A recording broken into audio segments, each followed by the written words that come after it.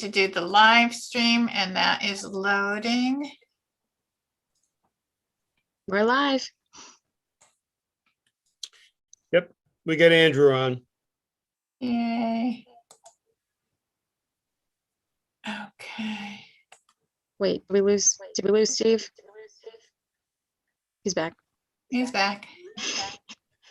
Oh, Can you then we lost guys? Andrew. Oh, you can hear me. Okay. I'm still here. Okay. Oh, there he is. Laura, you're You just keep- willing we to just do minutes Keep again, popping right? on. Yes. Okay, so we will call the meeting to order at 6:04.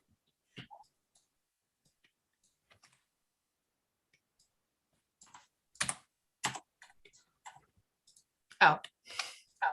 Okay, and let me remember.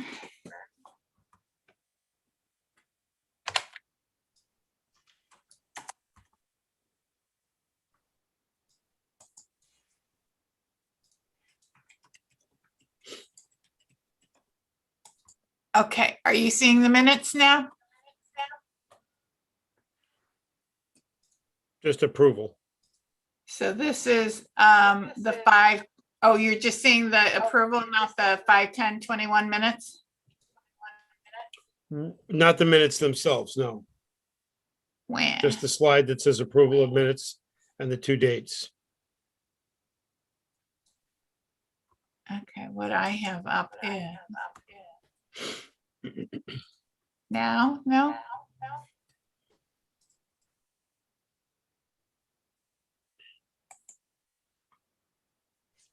I can try sharing my screen with the 5-10 minutes if you want me to.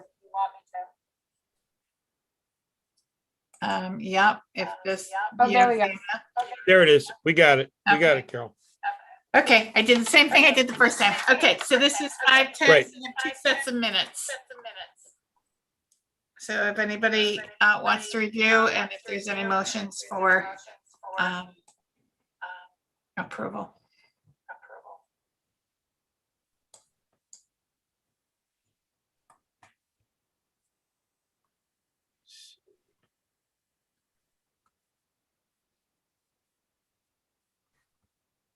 Uh-oh. Oh, no, that wasn't good. Do those look good to people? We need a motion then to approve. Motion to approve the May 10th, 2021 minutes.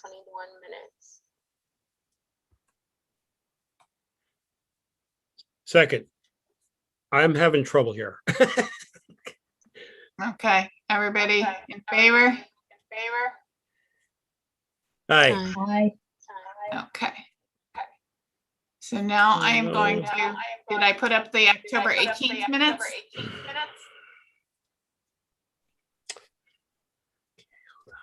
Is that what you're seeing? Yes. Who's echoing? Is it? I think It- it's it me might and be I don't me. know why. Oh, maybe it's you. Rick. Yeah, I'm having some trouble here. I'll put, All right. I'm gonna go with motion to approve the October 18th meeting minutes.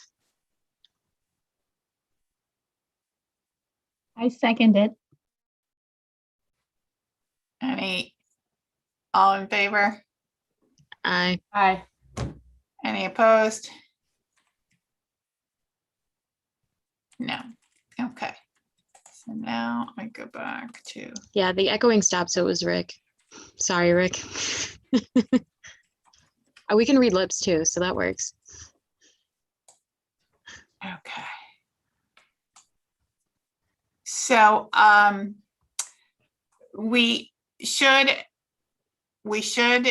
so the next item on the agenda is review of officers, election and appointment of new members.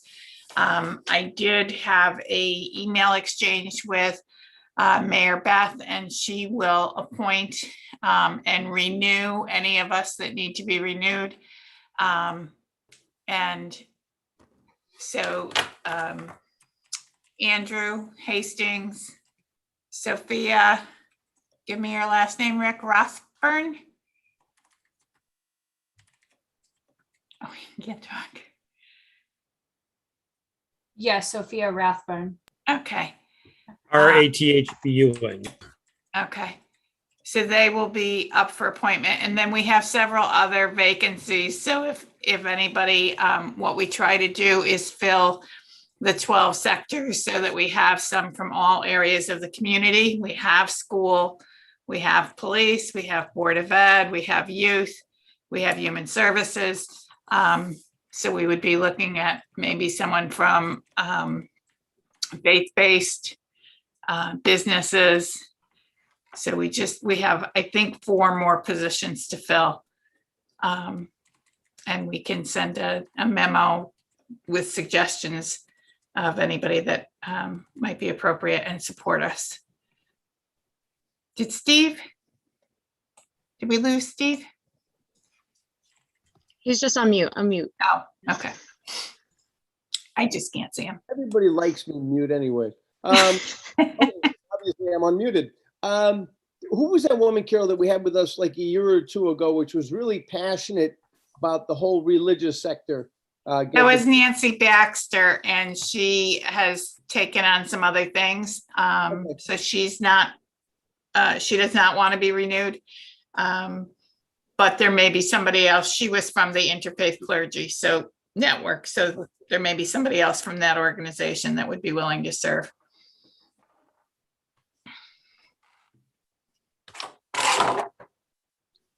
Okay, and then the other thing, we need to submit a schedule of when we're going to be meeting. We had fairly recently changed from monthly meetings to bi-monthly meetings. I'm just putting that out there. Do we want to continue with bi-monthly, or do we want to consider monthly? And if so, what meetings? I just need to submit that to the town clerk. I'm a little hesitant to go bi-monthly. Maybe right now, but I was thinking that I might suggest that starting in January to go back onto a monthly schedule, just so that we could also have a little bit more time to nail down some of the fundraising opportunities that we had started to talk about, because I feel like sometimes bi-monthly, it's too much time that goes in between being able to discuss something, to plan something, to implement something.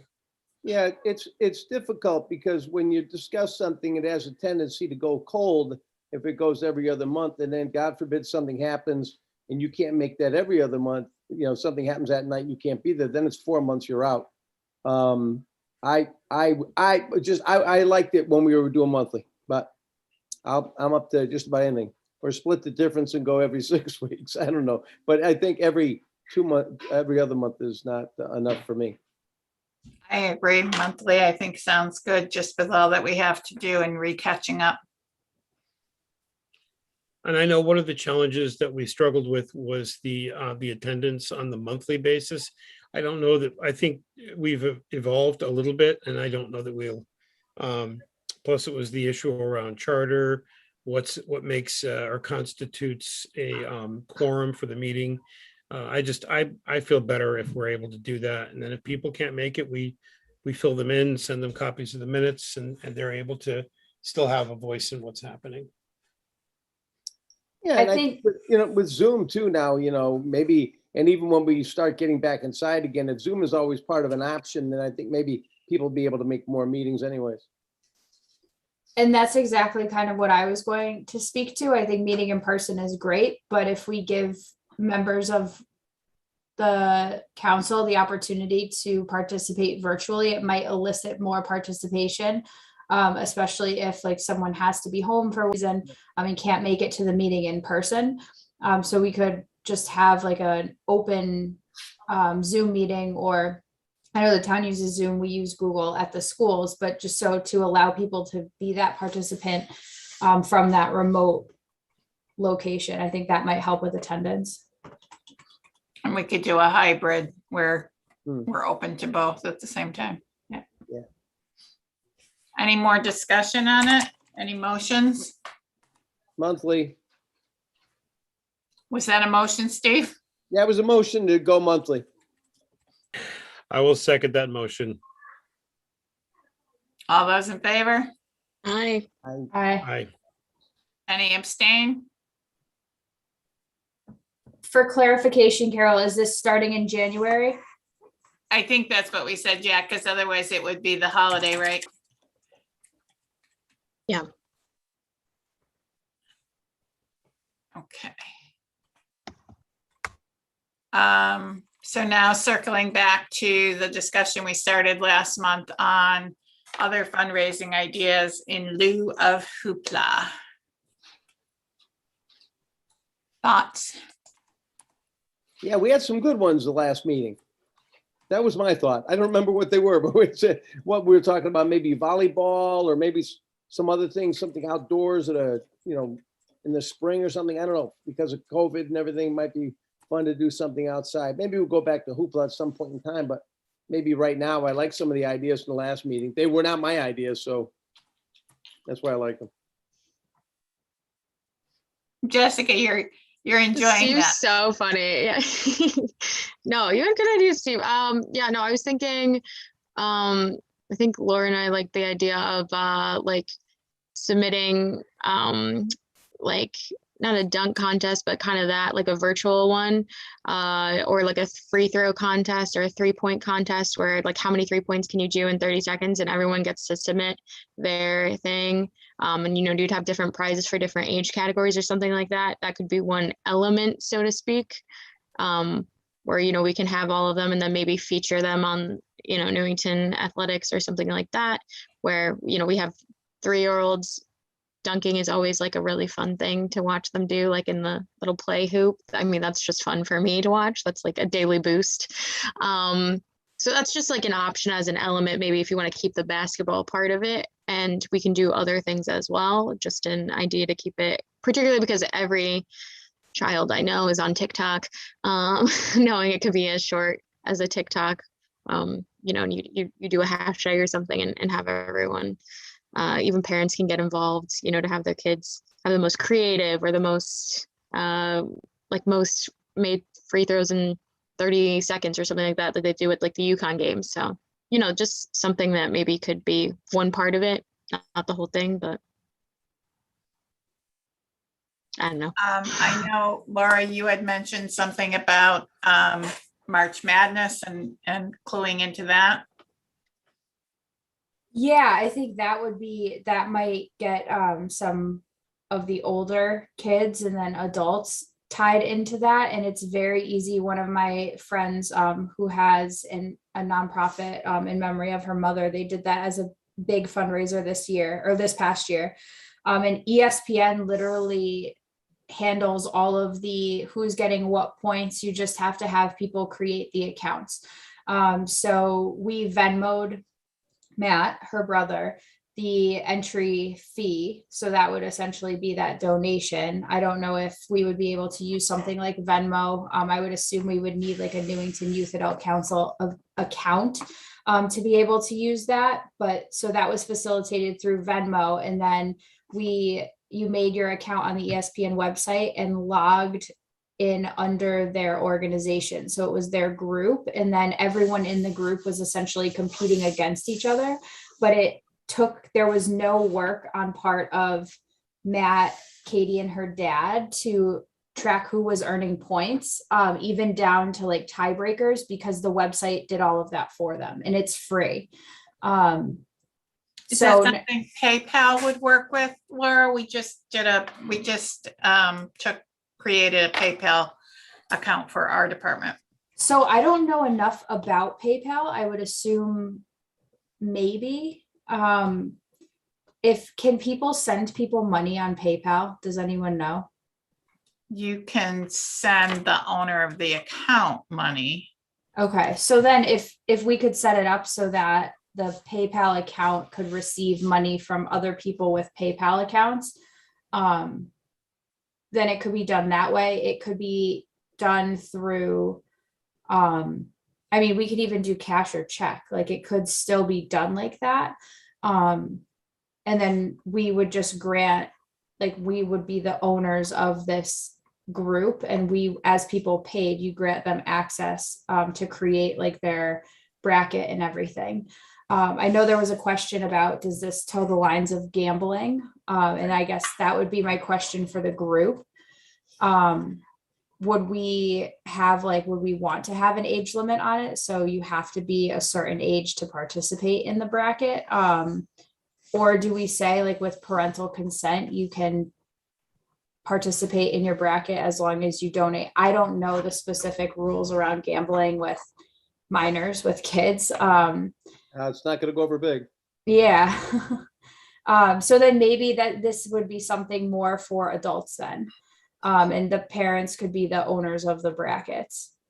Is there a way that you can open, I don't understand that much about it anyways, but could we open it up somehow instead of having cash? Something else could be items or something involved with March Madness, or is that, you know?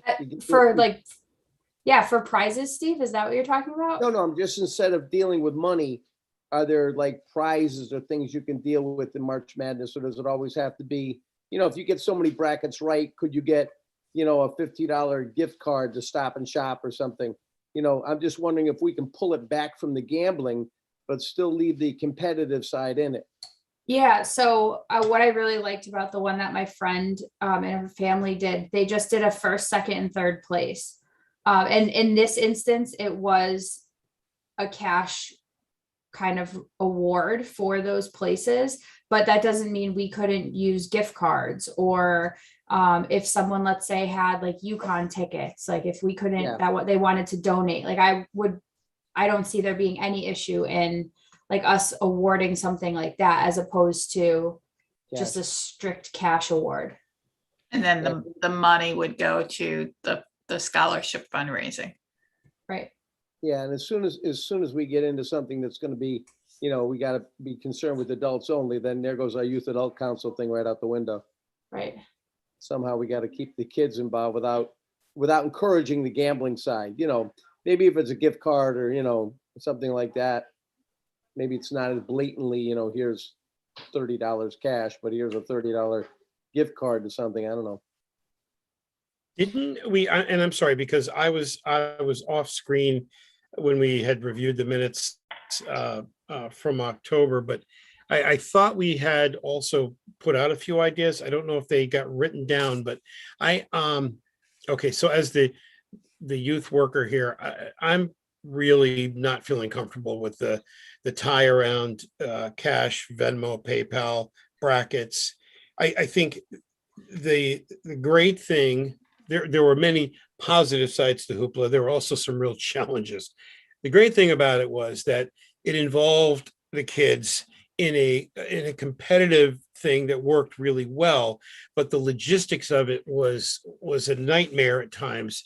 And then the organizational stuff, and then when you look at the actual part of it, that really consuming a whole lot of time and energy for just one fundraising event, which I think we had entered into the idea last month about possibly considering a couple of smaller fundraising type events.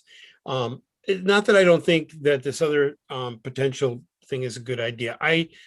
I'm just feeling that a part of our connection to prevention is really strongly related to not just drugs, alcohol, tobacco, vaping, but also to the gambling piece. Yeah, And I think this just really sets it up that way, a little bit too strong. Maybe what we look at is we say, come January, we all come back with a couple of different ideas and put them out there, and then have a more, and I will be digging around before then anyway, because I know that as it goes right now, that raising extra monies for these scholarships are going to be important. And that gives us a window. We usually start the Hoopla thing kind of right after the first of the year. And, you know, leading up into the March, because it does happen right around March Madness. But I do know I want to stay away from that kind of thought process around. I mean, you're right. It's a great activity for adults, or for even a GoFundMe kind of thing. Laura, I think that sounds like it was a really successful thing. But I just, there's something about it that just isn't sitting right with me. I'm sorry. It would be fun for, but I it would think be awesome for adults, but again, like the purpose Yeah, is oh, for absolutely. the, I of would this love it. group. I would, Yeah, you know. Right now, we're getting bombarded ever since they've approved all this sports betting and everything.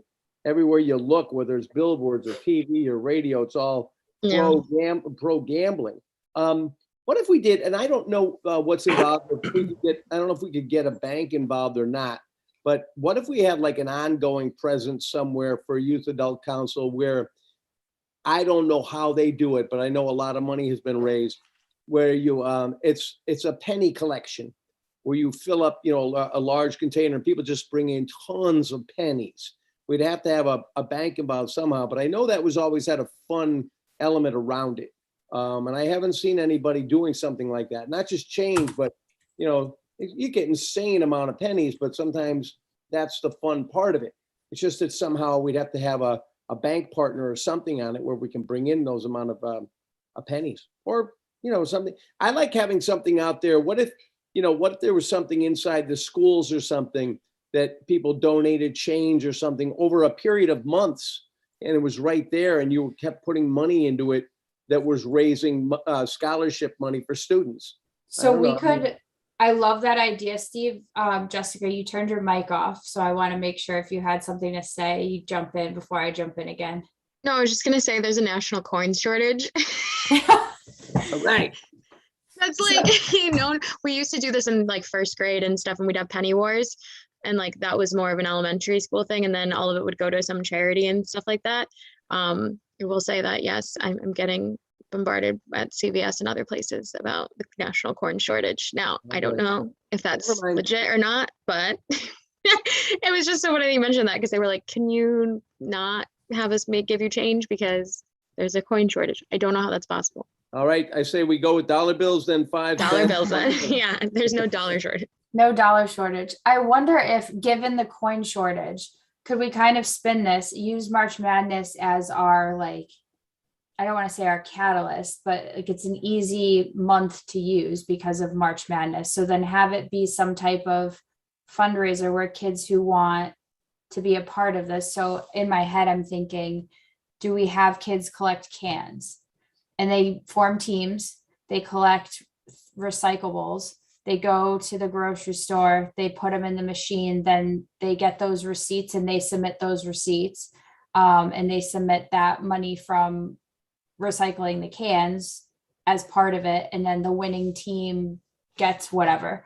I loved Penny Wars. I remember we had like back in the day at Wallace, the pumpkins, and it was done around Halloween and each homeroom filled a pumpkin with coins.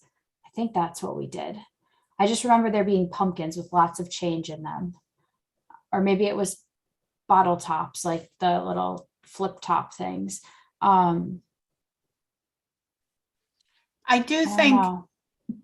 I do think Hoopla had some traction because we did it so many years and somehow keeping it in, I forget what Brenda's word was, Hoopla compliant or Hoopla, I forget what her word was at the last meeting. But we might be able to, you know, tweak it but still use that people are familiar with that and somehow maybe getting kids to do something in person. Like I like the videos. Is there something for kids that aren't going to have that kind of technical knowledge, or do all kids have that technical knowledge? I know that Jessica, you had thrown out an idea about setting up some kind of a scavenger hunt through town too. Can we make that basketball related?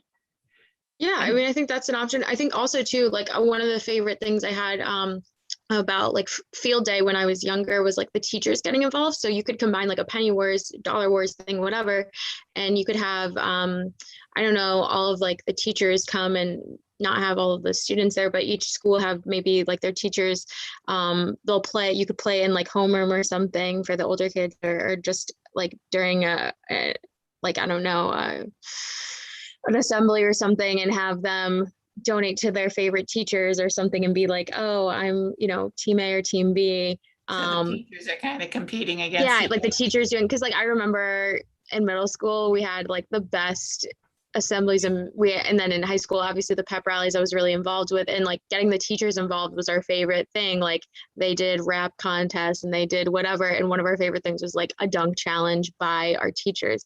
And like kids would pay money to see that. But I don't know, if you want to get more of the youth involved too, like we would have like sometimes like a specific youth go against teachers, but it could also be like, you know, cute to have elementary school students, you know, go against a teacher too, to keep it separate, but it's not, you know, 300 kids doing it. I don't know how that element goes, but you could kind of make it something that's not just one day, but then have it culminate in something else. But I remember even, I'm not sure if people had like the staff versus the police or something like that, or maybe this Kiara McDermott, like there was always, yeah, like there's always that kind of buy-in. And I think that's something always that is good to replicate, to have more people involved. But obviously you want to keep youth at the center of this one. So yeah, I don't know. I think for me, like when I was younger and I was playing basketball and we won our championship, like the score was like 12-4. So it wasn't exactly like a lot, but my biggest thing was like, I love doing 3-point contests.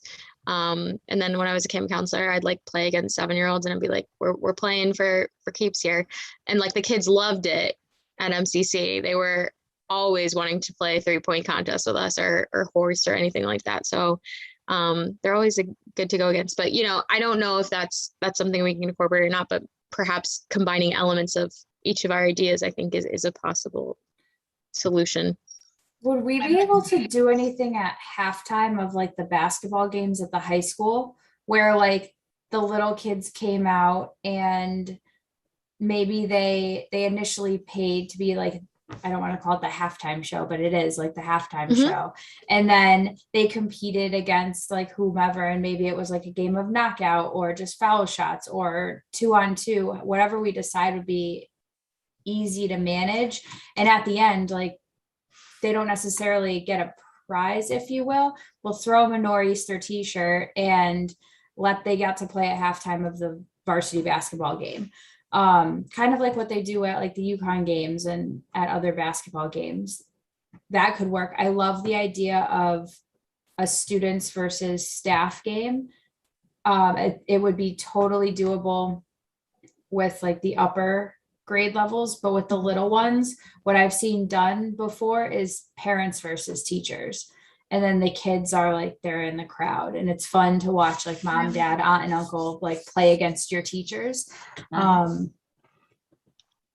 So I've seen that done in the past. I just don't know with COVID what our restrictions would be with that. Right. Yeah. I mean, I like the idea of, well, because you're trying to think, I know basketball season is going to be a go. I think that could work. And I don't know if you obviously don't want the basketball team doesn't want you cutting into their profits, but I think that could be a special way of just like, oh, letting those kids go. And perhaps, yeah, I mean, we could always get like teachers on there. If we don't want parents, we could, you know, these are kids that are interacting. I think, you know, having a certain few with masks on, that would be acceptable. And I don't know what the limit is now for guests at the high school for attendance policies on those, but I guarantee it'll likely be better, I'm assuming, but again, we can't rest on our laurels here. You know, fingers crossed after a long winter. I know we call March spring, but it's still the dark season. So maybe we just put these on the table and then come back in January or come back and put like all of these down and say yes or no on these. But I mean, we do have to start thinking about, obviously, if we're going to do this in March, that's going to come up quite fast. Quickly. Yeah. Or would we be able to wait until it at least gets a little warmer outside and then potentially do something outdoors? Yeah, I think Awesome. We make the rules here, so. Right. Even you could also do an element like if you like or hate my idea, whatever, we can do like, you know, a kind of Newington March Madness, not in the gambling aspect, but vote for your favorite like submission of you know, trick shots or something by Newington students, and we put the like winner gets a prize or something like that during the March Madness, like March era, and say like, oh, it's Newington's own Hoopla March Madness, and then we do an actual game later on in maybe May. Something like that in March, and then maybe the basketball half times in April, and then our in-person thing in May outside. That could be fun, Jessica. We could kind of take a spin off on like, have you seen those Dude Perfect videos? Has anyone seen those? Yeah. Where they do like all the different trick shots. So it doesn't necessarily, like, it just has to be a trick shot involving a basketball and a hoop. It could be a mini hoop. It could be a Mhm. regular sized hoop. It could be a hoop in a pool, and you could get Could be a creative that pumpkin. way. Yeah. And Yeah. then we could have like, we could get all these videos. So you pay an amount to submit your video with hopes that your video gets picked. I think kids would gravitate toward anything that they got to create a video of themselves with. We just have to Yeah. also be mindful of like the little ones. So we couldn't say, I wouldn't want to say like, and then do the hashtag like Newington, like Youth Adult Council, because some young kids might not have access to social media, but they could submit videos to us. But Right, as you you're can put it in a saying Google that, I'm Drive. wondering, Steve, is that something you could help with? Like, if there were folks who couldn't do that, is that something through NCTV that we could get some help? I think we could bring it up at a meeting and see what we have. I mean, right now, it all comes down to how many volunteers we have available. You know, we're struggling like everybody else is, so, plus we haven't been in the new studio yet, so it's a little crazy, but I could definitely bring it up at our monthly meeting at the end of this month, or I think we're having it maybe early because of Thanksgiving. Yeah, I mean, honestly, it could just be cell phone videos that then they upload onto the Google Drive that, we can make, or, I mean, it's quite easy with all the Newington accounts there. We can just upload it to a Google Drive. I don't know if Youth Adult Council, we have like a specific email. We can just put it up into that, and then, label all of them, obviously, have them fill out a form of consent because they're minors, if we want to be able to maybe broadcast it on NCTV eventually, but they should all be just regular cell phone videos. It doesn't have to be great quality, but that's what I'm expecting, Yeah.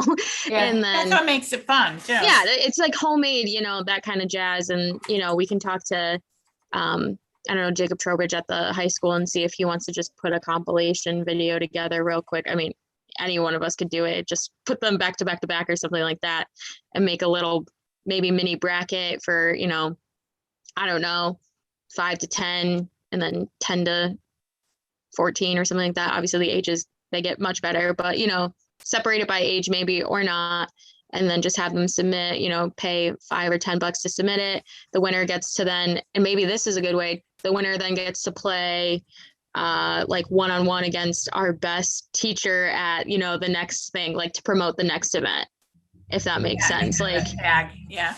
yeah.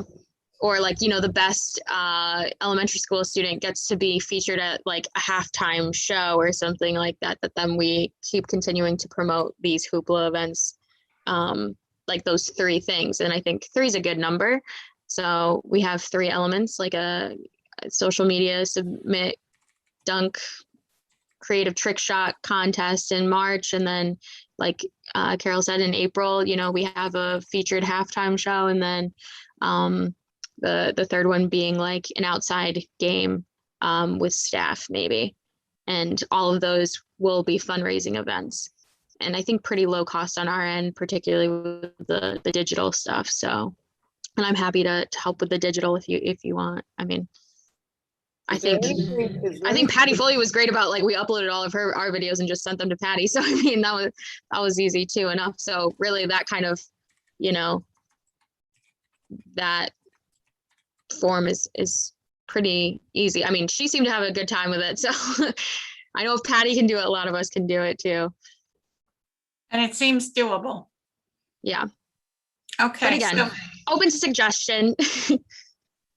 So for time wise, do we want to kind of let that gel and kind of go with that, but fine tune it in January? Yeah, now if we could just remember all these ideas from January. We're recording this, so maybe we can. We're recording it and Laura's taking awesome notes. So I'm just going to be honest. I was focusing on thinking of, I have fundraising ideas, but I have submitting a virtual competition, potential of an outdoor event. For the virtual competition, it would be leveled. Mhm. Right? Yeah. I'm thinking, so March virtual Trick creative, shots, right? yeah, virtual creative trick shot March. and that coincides with March Madness, but it's our own Newington own, and it's not involving like the gambling aspect because we're just voting for our best favorite, right? And then April, we can do one of those cute halftime features and promote Youth Adult Council that way, as well as this, that's a fundraising, like you said, the kids get to pay, and then, you can hand them a nor'easter shirt or something. And then, so that's April. That does coincide with basketball, correct? It should be, okay. And then May would be, and it doesn't have to be late May, it could be, early May. Obviously, I know APs are around the first 2 weeks, but, on a weekend, have like the staff or parents involved in an outdoor game of some sort. And that way we have time to organize. That seems like to me the most organization with relying on other people. So I think having that as the latest one would be, so boom, boom, boom, back to back months, which would be great. Why we have monthly meetings. I do love the idea of an outdoor event in May. I think we can use like street ball as a thing to kind of elicit the high schoolers interest. There's a lot of kids, middle and high schoolers, that hang out at the courts at Martin Kellogg. I talk with high schoolers all the time, like, what'd you do over the weekend? Oh, I went and I played basketball. Well, where'd you play basketball? And they tell me like, oh, we were outside at the courts. I think we could get a lot of teams, but then it might turn into like a mini hoopla thing, essentially, which would be okay, because then maybe we look to get some volunteers from like the basketball players, since in May they won't be playing basketball and they could be the refs. Unless they wanted to play themselves, then they could actually play. But we could probably find parents and some volunteers to ref like little like 3-on-3 type games. We could spread it out. Maybe if it was at Kellogg, like with those courts or the Wallace ones, Kellogg has a pretty good back parking lot too. You could make a makeshift kind of, I don't know, like bring portable, whatever. But that way, like obviously parking would be an issue, but you could maybe spread it out between the high school and middle schools and stuff like that. So you actually have it spread out. Again, that's harder coordination, but things to we can gel on, and that will give us more time if it's in May. Yeah. Like the other thing is too, there's so many kids that are over there at the skate park at Clem Lemire.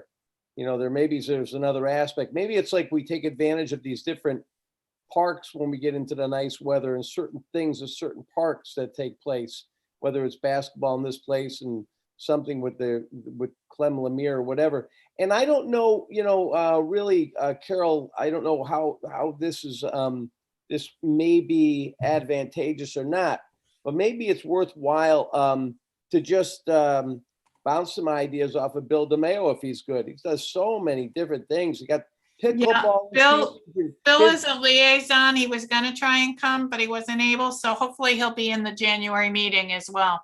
Oh yeah, and what is pickleball? Everybody's talking about pickleball. What is pickleball? It's like it's tennis. Fun.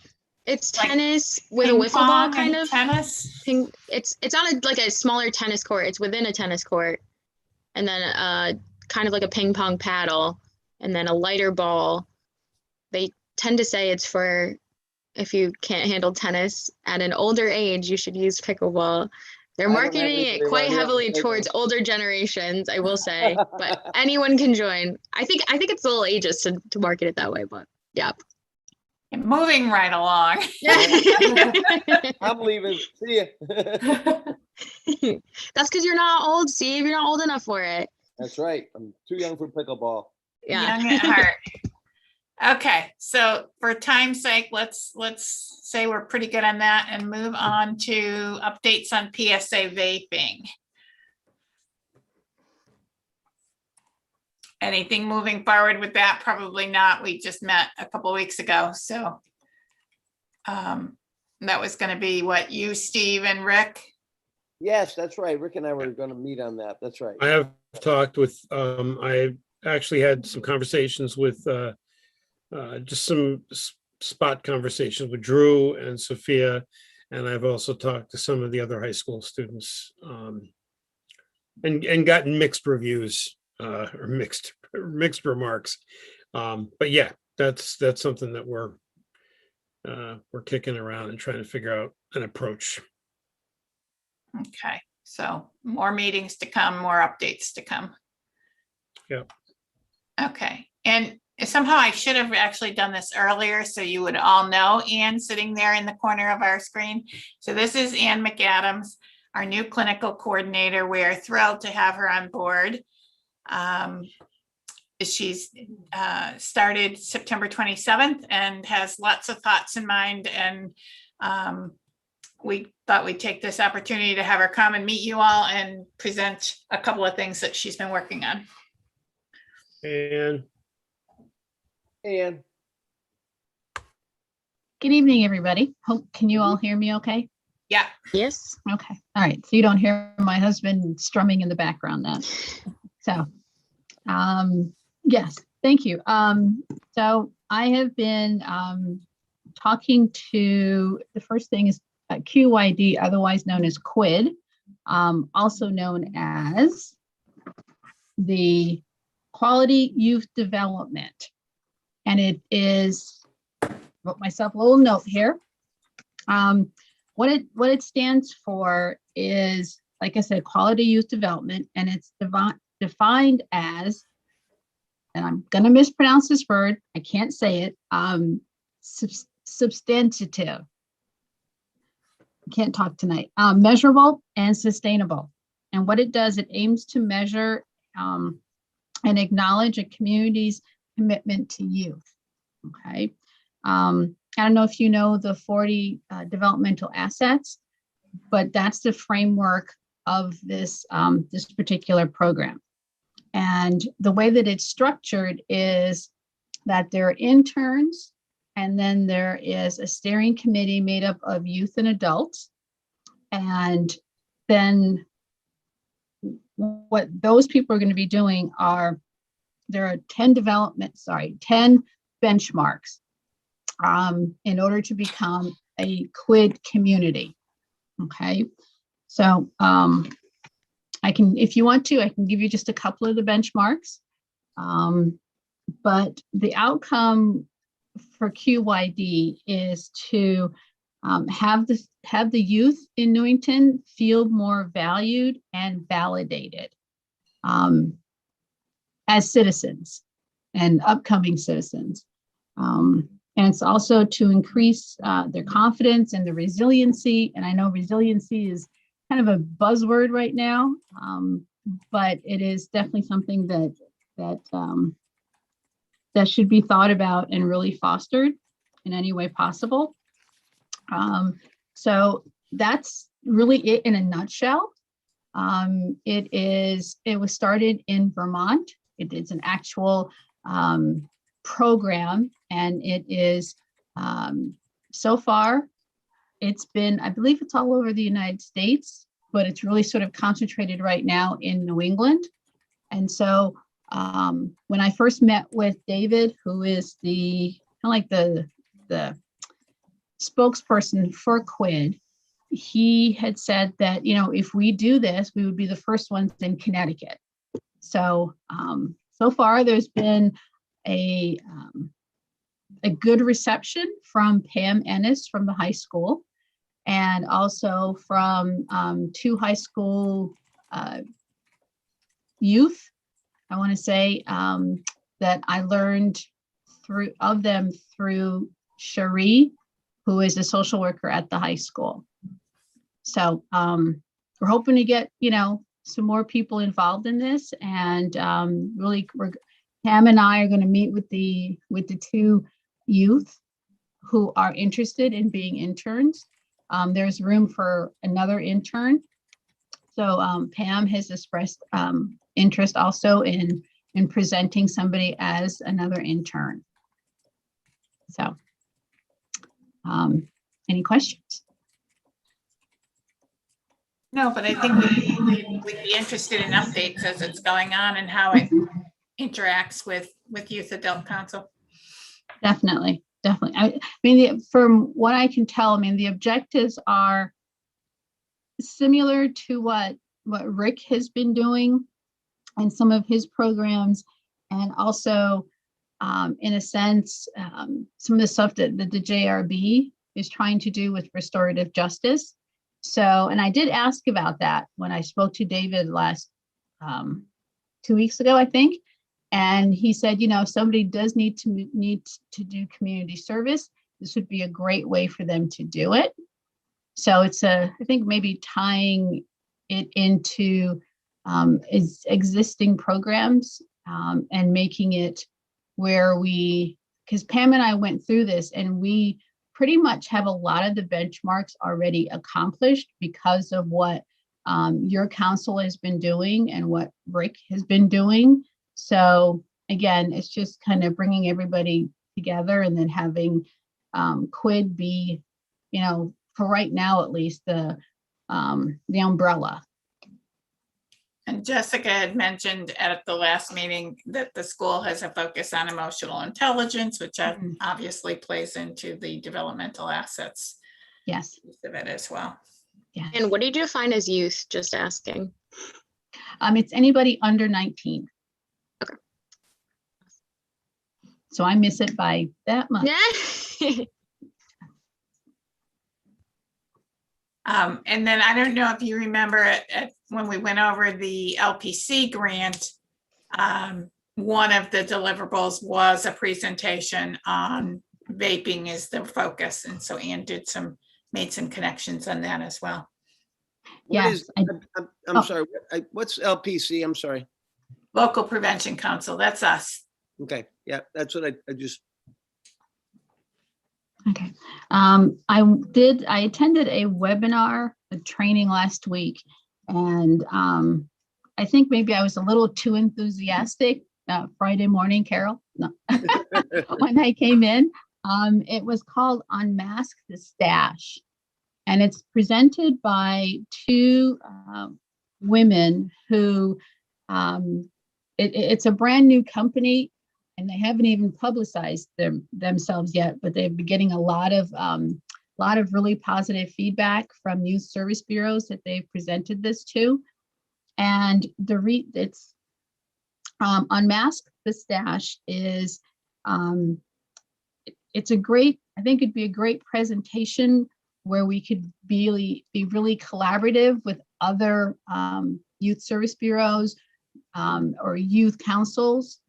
You know, maybe Weathersfield or another one of our partners. And what I found was that it helps parents and educators. And I know that I was very surprised. Anybody involved with taking care of children or just being around children, to understand current trends in drug paraphernalia, social media apps associated with drugs and alcohol, and helping parents to not so much be a spy on their child, but really become just more aware of what is going on and what their child might be exposed to. And I think it also helps to open up that conversation, you know, and not starting at middle school or high school, but starting earlier. In regards to drugs and alcohol. And it was very, very eye-opening. They have lots of actual paraphernalia. So it's not like somebody's talking about it and, you know, may show you a picture. They're actually able to show it to you and you can touch it and feel it yourself. It was virtual, but they are doing in person starting in January, I believe she said, Carol. Yep. So I really similar to Hidden in Plain Sight that some of you may have seen, but I think a little more in depth. yes, very much so. And it was I think I asked the most questions because I was just kind of blown away at how at what things are happening out there. Probably because, you know, my kids are in their 20s, so I'm not exposed to any of this. But again, it was very interactive, very eye-opening, and I think it would benefit a lot of people, and not just parents, but, you know, people like yourselves. Yeah, I'm hoping that we can bring it, you know, like I said, collaboratively with, like I said, Weathersfield or, you know, the other towns that we are associated with. I'm kind of do it in cooperation, hopefully with the schools, youth adult council, human services, and reach out as much as we can to get it out there in the spring. Definitely. And I'm just curious, Mhm. is there anything that I think a program like this is fantastic, first of all. Hidden in Plain Sight was great when that came to the high school. I just wish more parents were there. We didn't have too many parents there, but it was it truly like eye-opening presentation. It was awesome to actually get to see those items in person. I'm wondering if there's anything kind of like an Unmask the Stash for social media. Yes. Because I could see that being incredibly beneficial. I would say 98% of the major issues that happen at the high school, and I can only speak to the high school, involve some type of social media, whether it's Oh, yeah. posts on Snapchat, Instagram, and then in debriefing with families, there's awareness of, but it's not like an in-depth awareness of like how those apps work, how they function, things like that. So I do wonder if there's anything out there for families around educating them about different social media platforms and kid use of those platforms. I think that could be beneficial as well. Definitely. They have they do actually a whole section on social media and decoding teen online behaviors. And I've never heard of a lot of these things, if any of them, but it's nice. They give you a brief list of hashtags used on social media, and they talk in depth about TikTok and how TikTok has now just gone from showing you the stuff, but then now where you can buy the product. So, which was, and I just thought it was, and I think maybe people, a lot of people would just think, okay, TikTok, these cute little videos or these stupid videos or whatever you might want to call them, but it's a lot more than that. And so again, parents are thinking, it's a cute one, you see them on the news doing really dangerous things, and they take it to school and they do the things there. But there's so much more to TikTok, and even more to Amazon and all the and other places where you can buy this stuff. I never thought about going to Amazon to buy my drug paraphernalia, but you can do that. So yeah, I forget, when I was in high school, we had someone come and speak and did a really great job because my mom was very thrilled about it. But this was when, like 2012, when Facebook was waning and Instagram was just a thing, and kids that were 7 didn't necessarily have tablets in their hand, but were just about to get them. So I think another one, I guess we'll have to ask Tara who they had back in 2012, but I know it was really, really good because I did not get a Facebook account until my senior year of high school. And it was very much monitored. So my digital footprint is very small. And I think one of the things that was really emphasized was getting youth to understand, like, oh, do you want this on the front of a newspaper tomorrow? And that kind of thing. And that has rapidly gone away. And I always talk about my sister being 5 years younger, and by that time she was already on every app that I was, and then even more, and having group chats in Snapchat. And the idea of understanding your digital footprint for both parents and students, I think, is really helpful, because you're seeing it actively happen every day, where tweets get pulled up from 2012 and, and those kinds of things, So I think not just from a safety standpoint of what the content they're seeing, but also how that affects their lives for the rest of their lives, even if they were, quote, a young kid and didn't know better. That's sadly not an excuse that's acceptable for most job applications anymore. So that was drilled into me, but I think it's great if we could have that not just at the high school, but at the middle school as well, because like I said, like every baby knows how to use a phone now, sadly. My 3-year-old cousin knows. And that's just the reality we live in. So I think it would be great if we could have it catered to both middle and high school. Because I think parents do know what's going on, but the technology is just changing so fast. Like I can't even keep up with it. And I grew up with half of it. So. Right.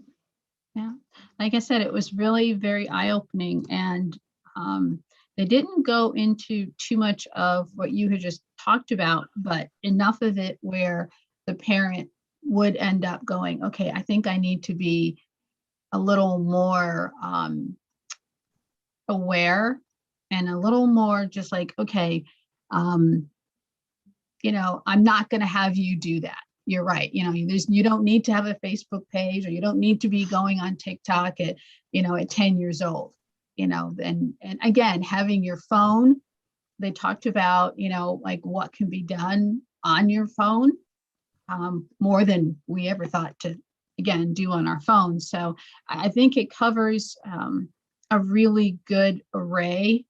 And it was an hour and a half, but there was a lot of questions afterwards. And they were happy to stay and answer any and all questions from people. And I think that would really go over well, especially with, again, this is new, and there were not a lot of people on the webinar. I think it's because maybe it got changed to a different day, but the questions were definitely thought-provoking questions. So. And there are a couple of presenters on the whole social media stuff. We've had them in the past, and there's one police officer who has been doing them for YSB. So we can certainly explore that as maybe a two-parter. Mm-hmm. Yeah, and I think we could probably even piggyback on this in other areas, like doing, you know, parent talks on, you know, child development and what happens during, you know, the window of their youth, and if they're using this stuff, what's going to happen, and how to really see it happen, and so forth. So I think there's other workshops or opportunities that we can do down the line to really kind of reinforce the things that they learn during Hide the Stash.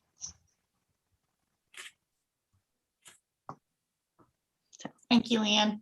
You're welcome. Any questions, just email me. Thanks, Ann. You're welcome. Thank you. Thank you. Okay, How many, report. How many, excuse me, as long as we have you there, how many people can you get on a Zoom? Like if you do like when you do a town-wide Zoom, can you have people come to a certain site and watch the Zoom or something like that? You can get several hundred. I'm just wondering, because this could be a very cool thing, the way we have this now, to discuss some of these things where we couldn't get parents to come out before, whether it was, you know, suicide or opioids or some of the, you know, sex trafficking, things that, you know, maybe people weren't comfortable or didn't have the time to go to a meeting. If we had something like that under the umbrella of Youth Adult Council, of some maybe some guest speakers from time to time. I don't know. I think that could be, seeing how poor it's always been, unless you have a handful of adults that really will show up. So many more are concerned, but just don't show up when we do something like in an auditorium, something. Maybe we need to think about doing something virtually, no matter what's happening with COVID. Yep, or even hybrid. Yeah. Yep. Mm-hmm. Just some of the things you were just mentioning there just kind of make me think along the lines. Yeah, I would definitely suggest hybrid. Again, only because it was nice to see it on the screen, but to actually see it in person and be able to, you know, touch and feel, and that'd be great. would go a long way. Yeah. So reports. I'm not sure that everybody has one, but please jump in if you do. Rick, do you have something? Yeah, just that we're pressing forward with a nice fall, and we're looking at, we just opened up 4 additional program days for after school and over the holiday break for our SCORE stuff. And, you know, we're just, we're doing the best we can. We're looking at some nice, actually in December 14th, we'll take the group out to Roaring Brook, and they have a great educational program out there on winter ecology. And my favorite part is they go through what would you do if you got stuck being overnight in the winter outside. Oh, And wow. the kids love that. And then I take them and get them hot chocolate, so they know that they can enjoy the fact that they have a nice warm place to get warmed up. And then we'll just do some fun stuff over the holiday break. So we're grateful for just continuing and having what seems to be a little bit more normal of a season. And I'm starting to look at our winter spring calendar, and that's usually a pretty big event for us, for both after school and for over the April vacation break. So I'm looking forward to trying to come up with some great fundraising ideas. So that's kind of where things are at for us. Thanks, Rick. Steve, you have anything? Yeah, I just, that program I dropped off at your office, the library is doing these things with diversity, equity, and inclusion. Rick, did you say you thought you might know who that woman was? I don't see her name on here. No, she looked very familiar. I know I've done a few diversity workshops, and seen some online stuff, and Yep. she did look familiar, but I looked and did not see her name either. Yeah, it's kind of strange. I'm Which reading is this kind of unusual, up here. right? But anyways, the library is doing these on Monday, November 15th. That one already seems set up, but they actually put it up on their website on the day of the program. And it's all about diversity. It's a good thing, as it makes the world a much more fascinating place. Engaging with those who are different allows us to learn more about the world and ourselves in the process, which helps us grow our intellect and humanity. Sometimes the holidays provide the opportunity to engage with different people, new family members, or friends of our loved ones. But that can be difficult if we feel uncomfortable when their race, ethnicity, or other identity factors are not like our own. So they're doing one on November 15th and also on Thursday, December 16th. And I think with this December, they're going to look at topics, the biggest aha moments, takeaways from our community conversations. This is just something, if anyone's interested, if you go to newingtonct.gov/library, they're really trying to make some headway in this area of diversity, equity, and inclusion. So just for what it's worth, if there's maybe we can explore more of this as we go into the new year, because there's a woman, because it's also involved with the Newington Chamber of Commerce. So maybe there's some way we can have somebody come to one of our meetings or something and talk a little bit more about that. Sounds good. And other than that, 14, we're still waiting to get back into the studio. We're still, because of the whole thing with the school, with the town hall, but also some technical things that we're still working on down there. Our team of our volunteers are covering just so many meetings. It's incredible. And one of the things that they've been able to do, even with our mayoral meetings that meet the mayor that we do every month, is to be able to not only do it virtually, but also on the same time, have it on television, have it on Facebook Live, have it on the internet. John Donahue, who's the president of our place, he's doing things that, some of the television stations can't even be, broadcast television wouldn't really want to be able to take on. But good stuff. And hopefully we're going to be able to, as I've said in the past, get some more of the youth involved as we move forward. Because I guess there's still, Rick, I think you and I were talking about that. It seems like Martin Kellogg has a pretty good program going in media, but I'm not sure where the high school is at on that yet.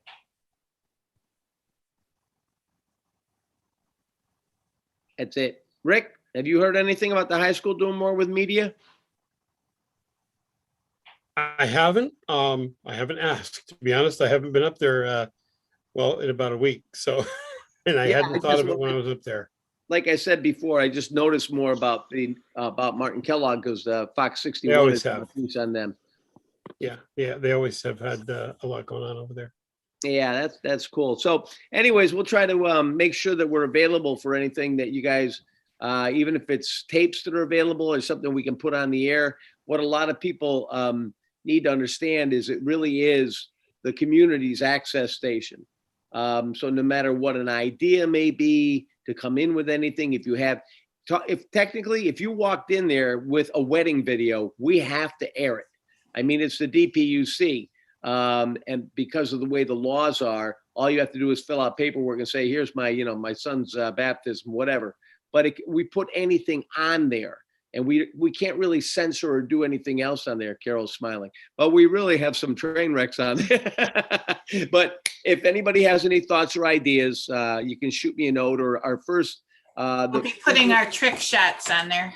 yeah, our last Thursday of each month is when we have our meetings. If you have any thoughts or ideas, we address those at the beginning of the meeting. So just, let me know if you'd like to be part of it, and then we can get you in and get you out. You won't have to sit around for the whole meeting.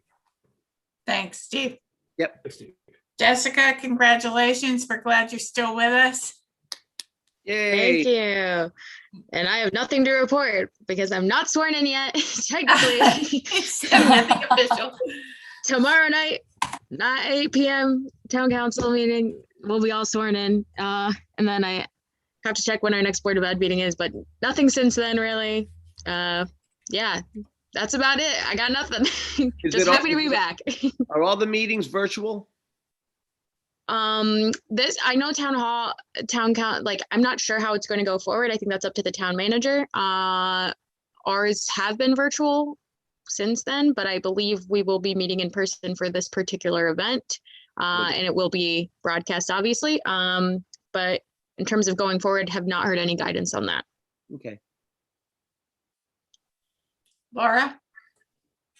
So no major updates. I know, Steve, you were asking about like broadcasting at the high school, and we are starting to do more with our morning announcements with Jacob and Frank McGoldrick kind of spearheading that charge. And then we have our home football games and other home sporting events televised, if you will, using YouTube, and the kids have been doing a really great job with that. So we are starting to get more, what's the word I'm looking for? Refined in our broadcasting skills. It's tough in the morning for announcements because you need a staff member to supervise. And if the kids are there early, and we have announcements during homeroom, so it's after that first period of the day, but Jacob has been fantastic. And Frank's been supporting that work too. For updates, we had Governor Lamont at our school on November 4th, which was very exciting. There were a lot of security people there and way more news cameras than I expected. Our kids conducted themselves amazingly. I'm not surprised. We have fabulous kids. They were asking, in my opinion, better questions than some of the reporters were asking. And so it was great to just kind of have our student body be a part of that announcement for the new screen and stay policy, and have them experience like what that environment is like. And then he was at Anna Reynolds before, and he came back to the high school. So he has to make it the trifecta and come somewhere else the third time. But that was our big excitement, I would say, from last week. We just ended our first quarter. So we're moving into the second quarter of the first semester, and things have been going well. So having the governor at our school, very exciting. And then end of quarter one, moving into quarter two. What was the governor here for again? So it's a new policy that districts can choose to go with, or they don't have to adopt it. So it's called Screen and Stay. And basically it is focused on having the kids, it's really for the younger age students and any older students who aren't vaccinated, and ensuring that they stay in school if they don't have symptoms. So a student who's vaccinated, if they are exposed to another student who tests positive for COVID-19 and they don't have any symptoms, they can stay in school. Any student if they're unvaccinated, regardless of if they have symptoms or not. I mean, if they have symptoms, they obviously have to stay at home. But even if they're asymptomatic, they have to quarantine. So previously they would have had to quarantine for 10 days. So those kids were missing huge chunks of the school day. in the elementary classes that looked like large, whole classrooms being put out on a temporary remote, and needing to go back to that virtual type learning, which, as we all are finding, is not best for kids. So this puts that onus more on families to make sure that they're screening their child. If they are a contact, we always encourage families to go get COVID tests, but we can't require that. And then as long as that student has no symptoms, they can continue participating in school.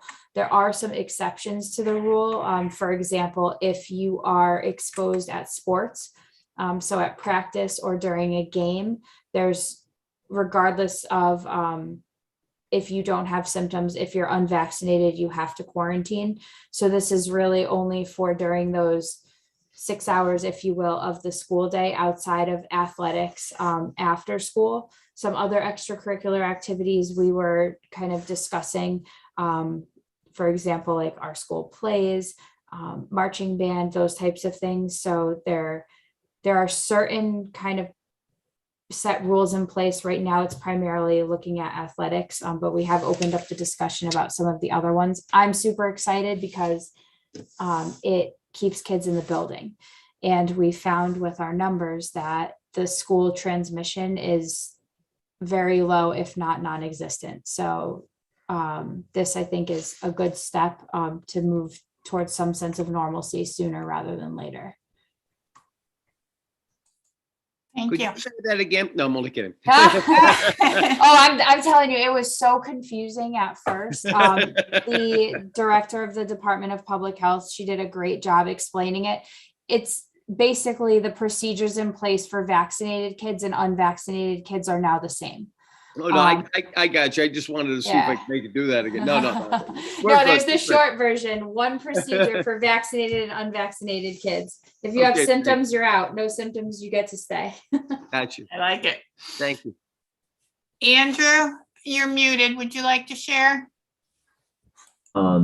As someone who's from the NHS, Ms. Blanchard has pretty much covered everything for the past few weeks. Yeah, with the quarter ending and the governor being here, it's pretty much what I've been experiencing. Andrew, I would like to say thank you here at the meeting.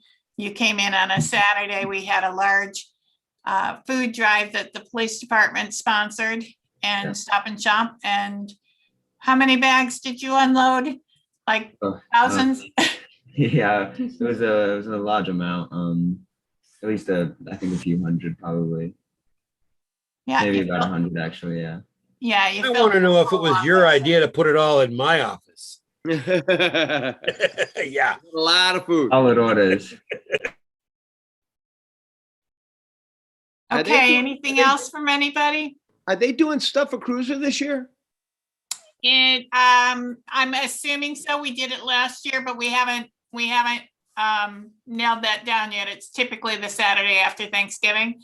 They Yeah. did just this past weekend, the stuff The a cruiser food, for yeah. food. Yeah. Oh, yeah. Huge. Yeah. And we're gearing up for the holidays, largely relying on gift cards, gearing up for energy assistance and Medicare counseling. So busy time of year for our financial casework program. Okay, anybody else? Any other business? Happy Thanksgiving. No public comment? A motion to adjourn on the table? Yep. Steve I'm- first? Taking it. Yay. Adjourn 7:17. We'll see you next time, guys. Good night, everybody. Thank you, everyone. Good night. Bye. Hi. Happy holidays. Thank you, You you too.